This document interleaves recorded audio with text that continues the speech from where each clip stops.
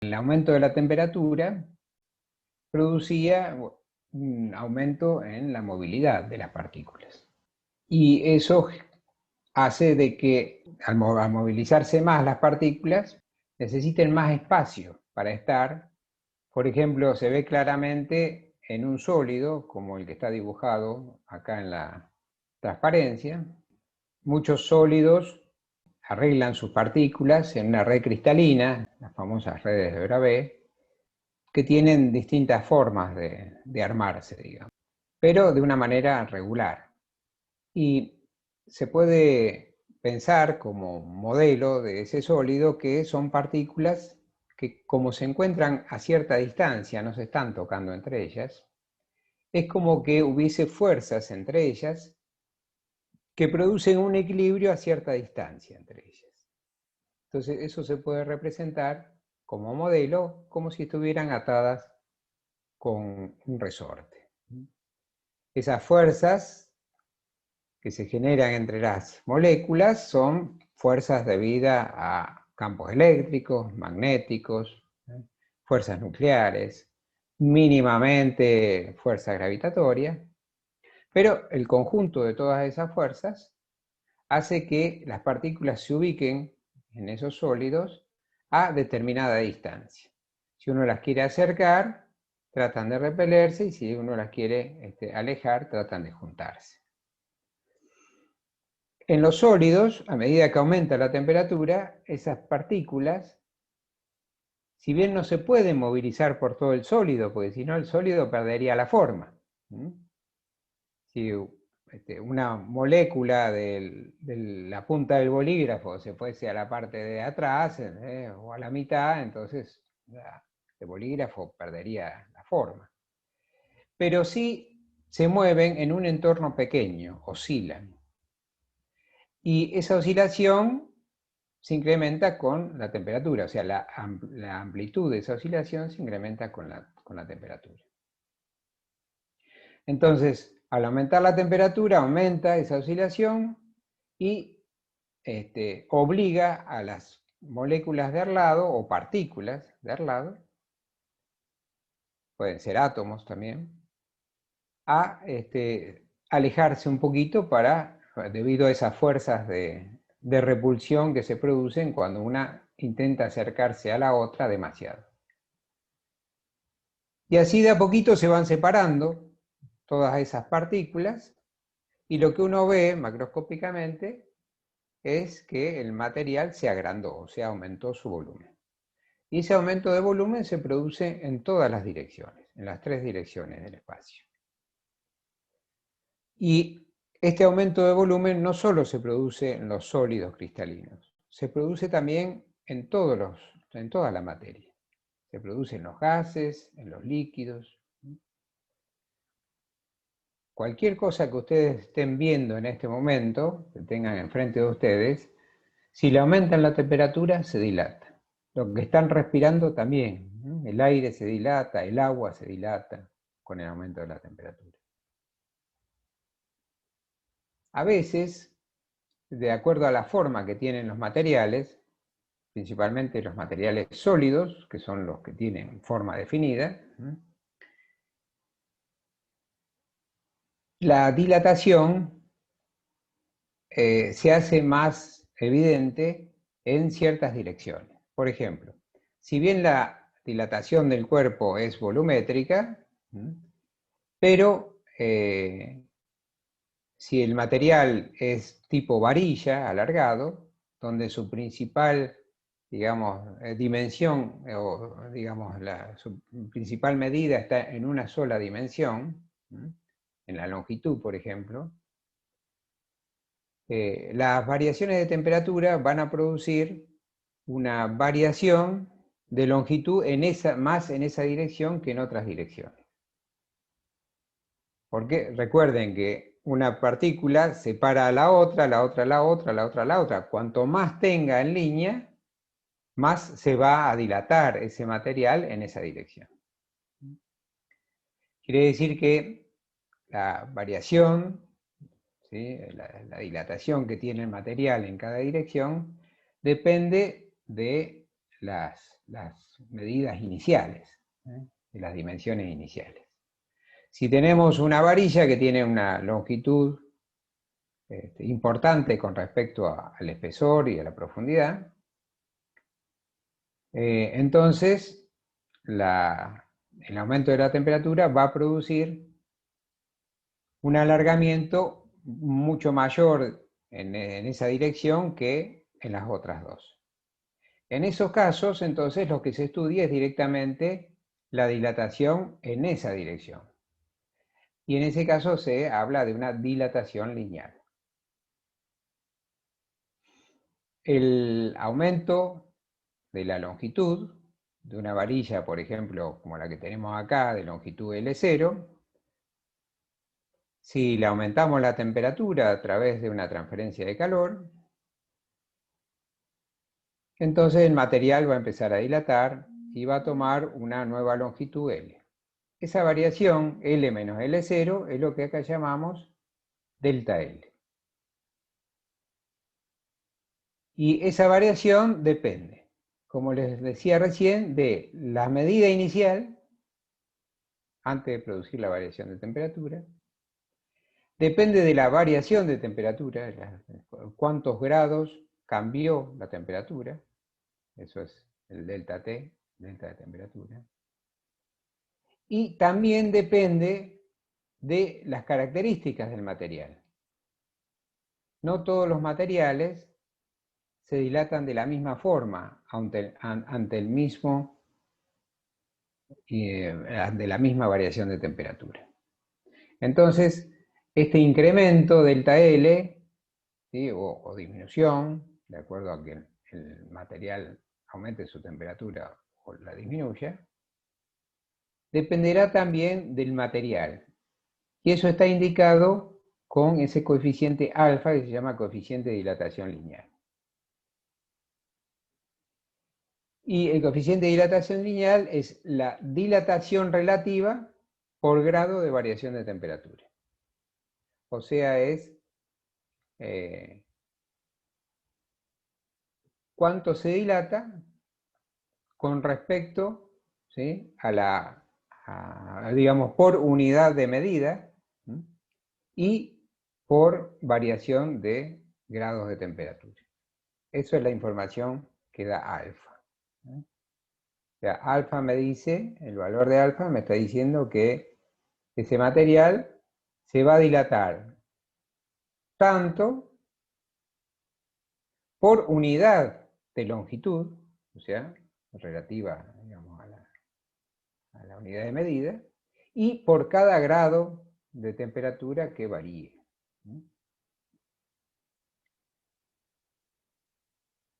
Así sí, digamos, así queda expresado esta expresión que tenemos acá, delta L igual a alfa, que en este caso estaría representando el coeficiente de dilatación lineal, L0, que sería la medida inicial de la longitud, y delta T, que es la variación de temperatura. Si reemplazamos, ¿sí?, a delta L por L menos L0 y pasamos L0 al otro miembro, quedaría esta expresión. Y si ahí sacamos factor común L0, queda esta otra. Acá faltó cerrar un paréntesis. ¿Qué sería, profe, la T minúscula entonces?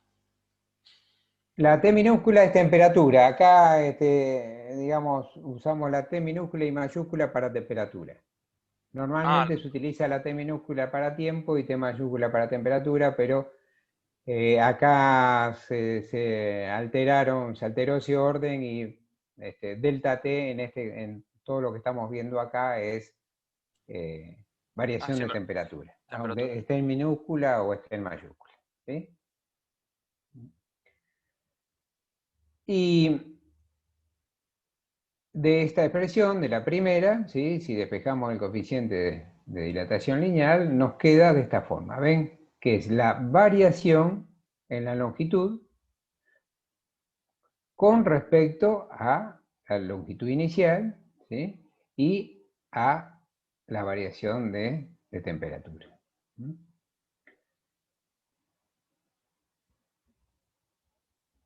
Así, por ejemplo, el cobre tiene un coeficiente de dilatación lineal de 1,7 por 10 a la menos 5, y las unidades son variación de grados a la menos 1. El concreto tiene un coeficiente de dilatación de la mitad más o menos que la del cobre. El hierro es un poco más alta, el aluminio tiene un coeficiente de dilatación mayor a la del hierro y del cobre, por supuesto más que la del concreto. Quiere decir que de estos cuatro materiales, el concreto es el que menos está afectado por la dilatación.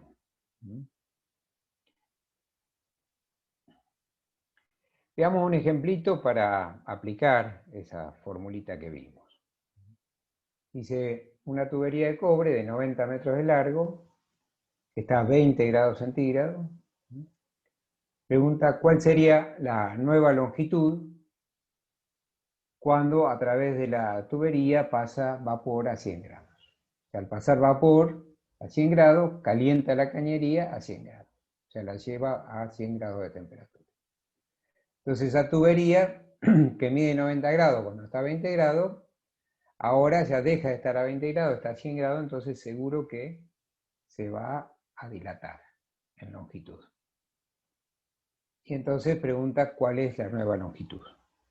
90 metros es la inicial, y la temperatura inicial 20 grados.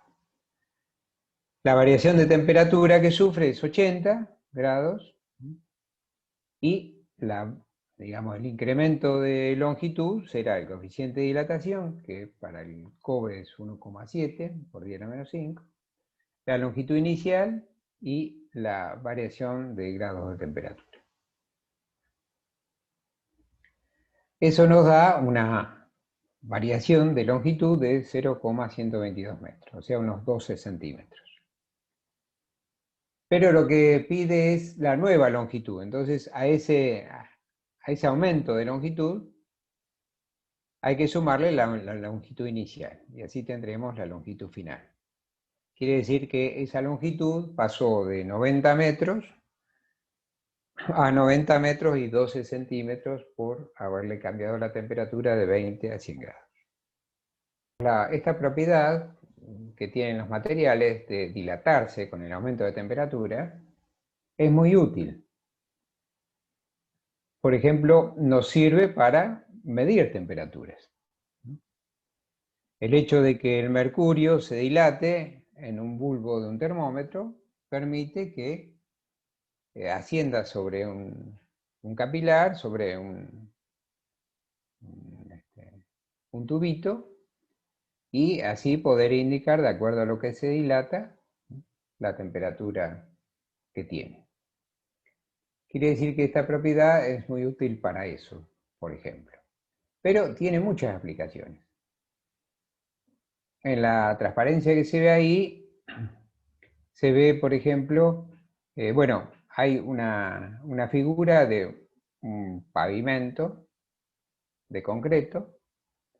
Ustedes van a observar que cuando andan por pavimento de concreto, están separados, unos partes, así tiene como, se va dividiendo toda la traza, y se le agrega unas juntas de dilatación. No pasa eso cuando andan en rutas asfaltadas, porque el asfalto con la temperatura fluye, y entonces la dilatación de la piedra que está en ese asfalto es absorbida por el material asfáltico, que es más fluido. Pero en las autopistas o rutas en las que están hechas con concreto, que generalmente se hacen con concreto para tener una durabilidad mucho mayor, es necesario, debido a la dilatación que sufre el concreto, de fabricar esas juntas para permitir que con las variaciones de temperatura, ese raviol, digamos, de concreto pueda dilatar y contraerse sin producir roturas.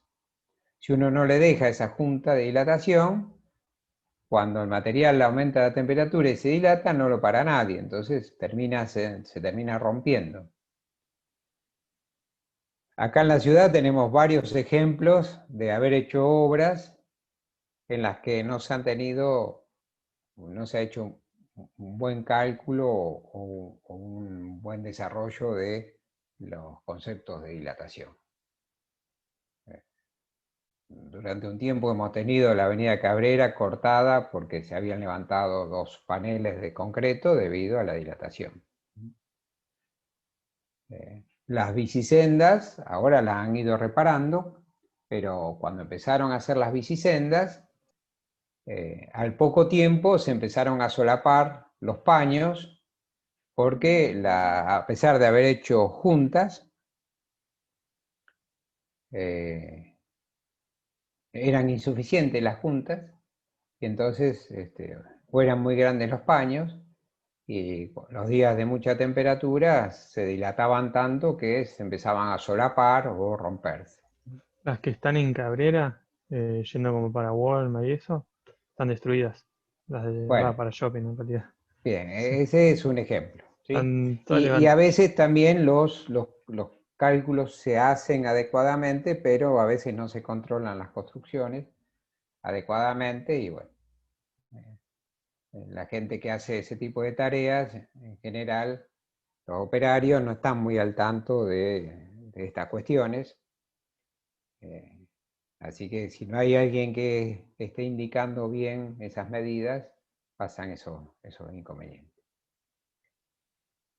En todo lo que son construcciones civiles también. Ustedes no construyan obras civiles, la cuestión de la dilatación va a ser un tema que van a tener siempre presente. Así construyan digamos, complejos habitacionales o puentes, carreteras, lo que sea. Una de las aplicaciones interesantes que tiene es que como justamente los materiales tienen coeficientes de dilatación distintos, entonces a iguales variaciones de temperatura sufren, aunque tengan iguales longitudes iniciales, como se muestra en la figura de la derecha. Por ejemplo, acá tenemos una varillita con 2 metales, uno al lado del otro. Y además, ¿qué hice?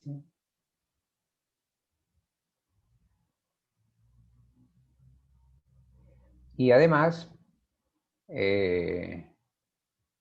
están unidos esas láminas o atornilladas de alguna manera para obligar a que estén juntas, pero de materiales distintos con diferentes coeficientes de dilatación. Entonces, cuando ese material sufre una variación de temperatura, por ejemplo acá se ve cuando se le transfiere calor, se le aumenta la temperatura. Como el latón tiene un coeficiente de dilatación mayor que el del hierro, entonces va a dilatar más. Y eso hace que esa unión de esos dos materiales se empiece a tomar una forma curva, digamos. Lo contrario pasa si se enfría, o sea, si se le baja la temperatura, el latón, así como dilata más, también contrae más, ¿no? O sea que el coeficiente de dilatación sea alto, significa que va a dilatar mucho para una variación de temperatura, pero también va a contraer mucho. Bueno, estos pares, que se llaman pares bimetálicos, se utilizan mucho para contactos, switch térmicos, porque el hecho de que esto de estar en esta posición cambia a esta o a esta otra puede accionar interruptores. Así que tiene mucho uso. Antiguamente, ahora no sé, se usaba mucho en las planchas, por ejemplo. Las planchas funcionaban con este sistema.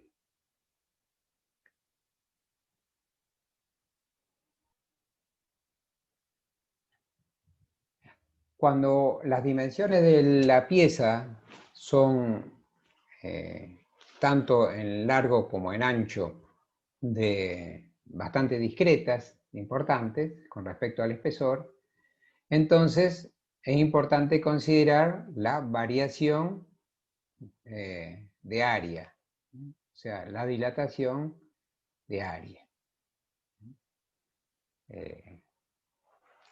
Para que tengan presente, la dilatación de los cuerpos es como si uno le hiciera una ampliación fotográfica a ese cuerpo.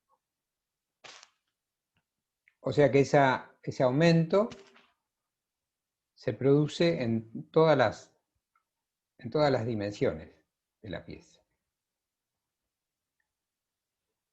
Y acá se ve en esta figura una placa de poco espesor, entonces consideramos solamente qué es lo que pasa con el área cuando se dilata, qué variaciones de área tiene la dilatación, sabiendo que el espesor va a tener muy poca variación.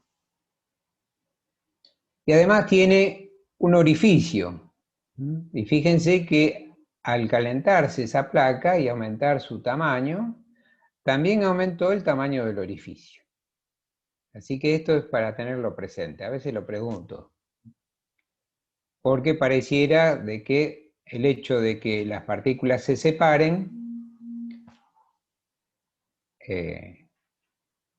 cuando aumenta la temperatura, el orificio se achicaría, pero no pasa eso.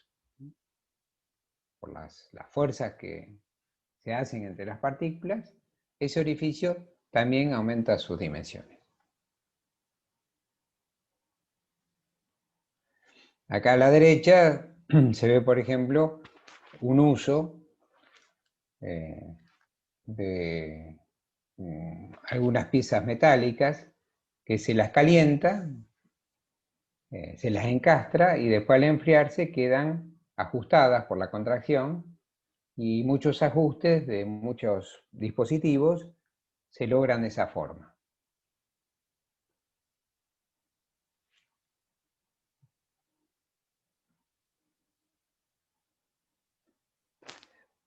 ¿Cómo resulta el cálculo de dilatación en área? Bueno, imagínense que tenemos acá,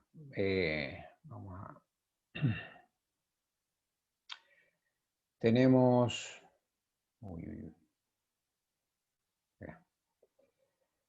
esta placa con dimensiones W sub 0 y L sub 0. Y que al aumentarle la temperatura, la dimensión W pasó a W0 a W y la L sub 0 a L.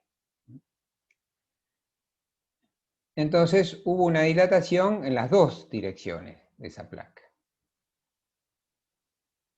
Entonces, L, la dirección L, ¿sí?, sufrió una variación de longitud que es, como vimos, la expresión anterior para dilatación lineal, la longitud inicial más el coeficiente de dilatación lineal por la longitud inicial por la variación de temperatura.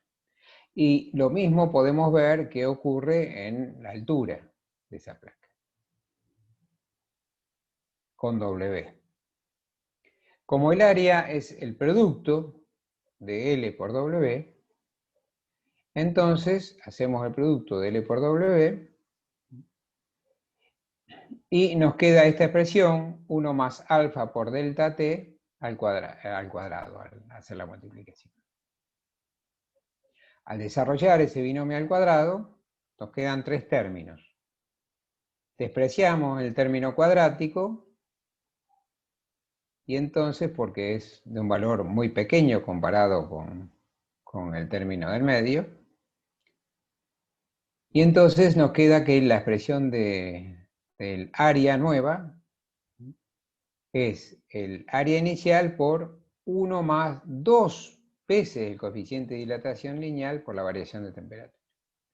O sea, lo que cambió acá con respecto a la dilatación lineal es que en la dilatación lineal la nueva longitud era la inicial por 1 más 1 alfa por la variación de temperatura. Entonces, cuando trabajamos con dilatación en superficie, usamos la misma expresión de dilatación lineal, pero le cambiamos el coeficiente, el coeficiente de alfa se lo cambiamos. O sea, en dilatación lineal, delta L era alfa L sub 0 por delta T. En área es 2 alfa por A sub 0 por delta T. Con el volumen pasa de manera análoga lo mismo. Y entonces, así como la dilatación superficial es 2 alfa, la dilatación volumétrica es 3 alfa. Y así queda la expresión de variación de volumen como beta, que sería 3 alfa, por el volumen inicial por la variación de temperatura.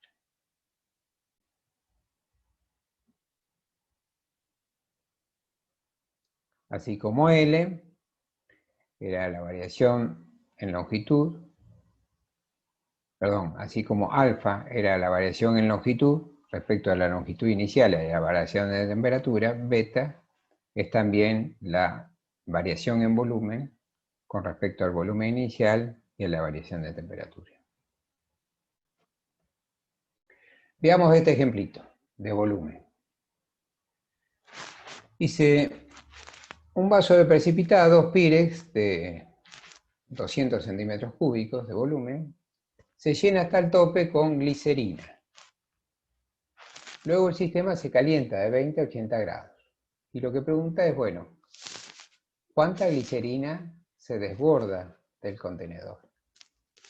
El tema es que la glicerina tiene un coeficiente de dilatación mayor que el del vidrio Pyrex. Entonces, cuando yo le produzca el mismo incremento de temperatura, el volumen de glicerina va a resultar mayor que el que ocupa el recipiente de Pyrex. La densidad volumétrica, el coeficiente de dilatación volumétrica de la glicerina es 5.1 por 10 a la menos 4 por unidades de variación de grados a la menos 1. Que es un valor bastante más grande que la del vidrio. El vidrio tiene 0,9 por 10 a la menos 5.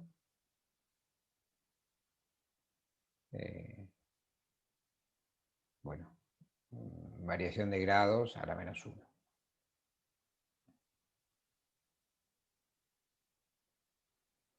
Entonces, esa diferencia, digamos, en los coeficientes de dilatación volumétrica,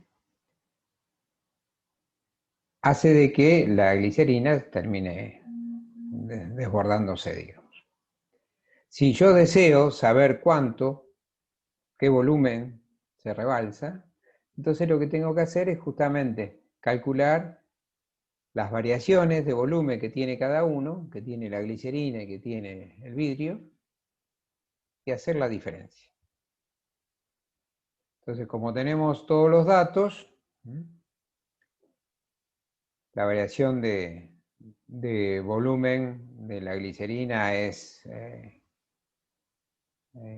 la dilatación, el coeficiente de dilatación volumétrica de la glicerina por el volumen inicial por el delta T, y la del vidrio Pire es el coeficiente de dilatación volumétrica del Pire por el volumen inicial por la variación de temperatura.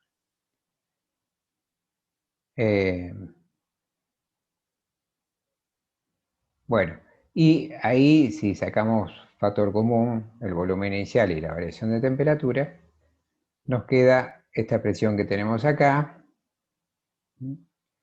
Entonces tenemos que hacer la diferencia de esas coeficientes de dilatación volumétrica y multiplicarlo por el volumen inicial y la variación de temperatura. Bueno, así haciendo las cuentitas sale de que digamos, lo que se derrama de glicerina es alrededor de unos 6 centímetros cúbicos. De esta manera se aplican estas formulitas que vimos. Bueno, a modo de resumen del tema temperatura y dilatación, como cosas más importantes que vimos fue el concepto de temperatura. Recordar que la temperatura es la energía cinética promedio de las moléculas de una sustancia cualquiera. Y bueno, como no podemos medirle la velocidad a cada partícula y ni siquiera contarlas como para calcular su energía cinética, lo que hacemos para medir la temperatura es utilizar esas otras propiedades que están vinculadas con la temperatura. Por ejemplo, la variación de volumen que vimos recién. Otro concepto que vimos importante es la energía térmica, que es la energía interna del objeto y que era la suma de energías potencial y cinética. Bueno, vimos así a la pasada la ley cero, que se llama ley cero, cuando dos objetos distintos están en equilibrio térmico con un tercero, significa que también están en equilibrio térmico entre ellos.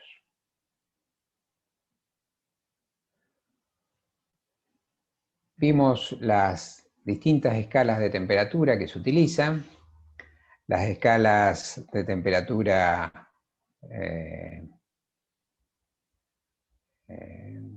absolutas, como Kelvin y Rankine, y las escalas de temperatura Celsius y Fahrenheit, que son escalas de temperatura relativas. A nivel académico se utiliza el Kelvin. Entonces, si ustedes tienen que hacer una presentación en algún congreso o hacer una publicación en una revista, utilizan como unidad de temperatura el Kelvin.